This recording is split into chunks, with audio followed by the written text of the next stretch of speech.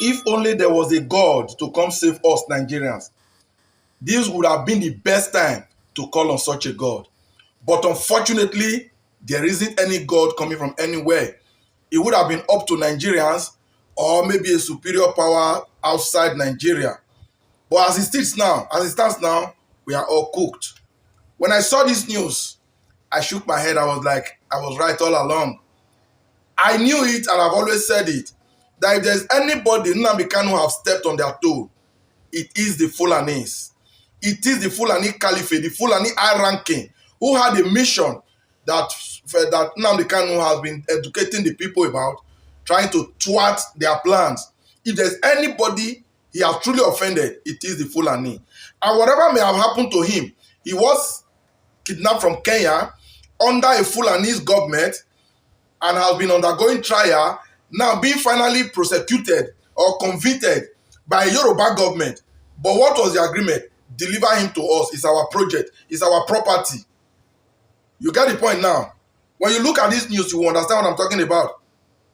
It said Nigerian government moves Nnamdi Kanu from DSS custody in Abuja to Sokoto prison.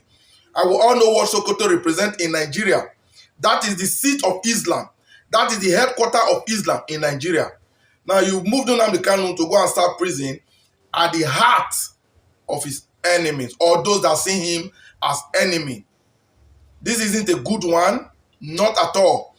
Meanwhile, they are focusing on someone, let assuming he was even the criminal they are giving this much attention. Not as serious as the other guy in this two picture. You get the point now. These are images of two people. Nnamdi Kanu has been condemned to life imprisonment, while the guy with all the ammunitions is always being engaged on a peace talk. I don't get it. See, Nigerians, can we just see this handwriting and understand? What is being meted on Nnamdi Kanu? Is it really worth the time, the energy, the resources the federal government of Nigeria is putting in his case? If there is nothing more, if there's nothing else behind it. See, Kanu is being treated not for the so-called crimes, but for stepping on toe, for revealing secrets, for trying to sensitize the people, for trying to make the people know better or know more than they ought to have known. Because everything he told us was going to happen is already happening, and they never wanted him to say more. This is really sad. It's really unfortunate. The Nigeria of today, in a short period of few weeks, in a short period of a week or two, the kidnapping, the mass adoption of students from different schools in the northern part of Nigeria is alarming. It started in Kwara. Then we have it in Kebbi. I think it started in Kebbi. Then we have it in Kwara. Then Niger State, Nasarawa now. These are massive school children in huge numbers are being made away. Now, the schools being attacked are not Muslim schools. They are all Christian schools. The churches that have been attacked, I think the last attack in Kwara State Church, 38 persons they said were made away, and hundreds of millions has been demanded as ransom. Hundreds of thousands of millions have been demanded as ransom per head. That was also a Catholic church, a Christian church.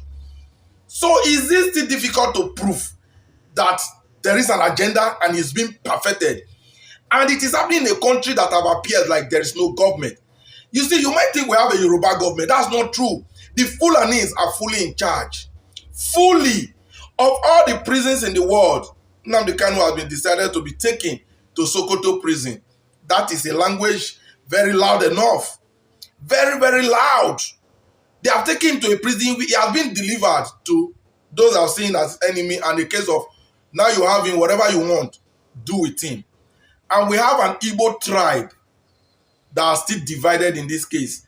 We have the Ohanezes, who I bold to say now, don't even know what they want, they don't know what they are doing.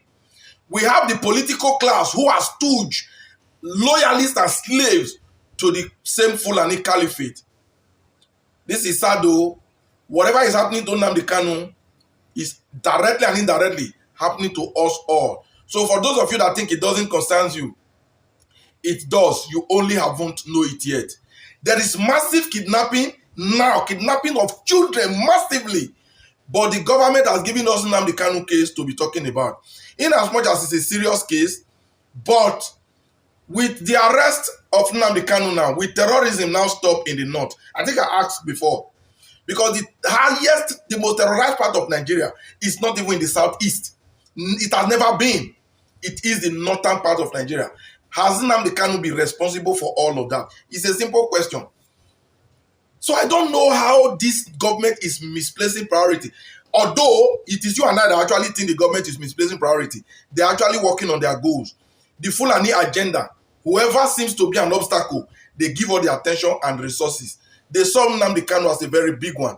So whatever you are shouting out that they kidnap the terrorist is doing that, go after the terrorist. Nobody will go after the terrorist because the terrorists are the agent fulfilling the agenda.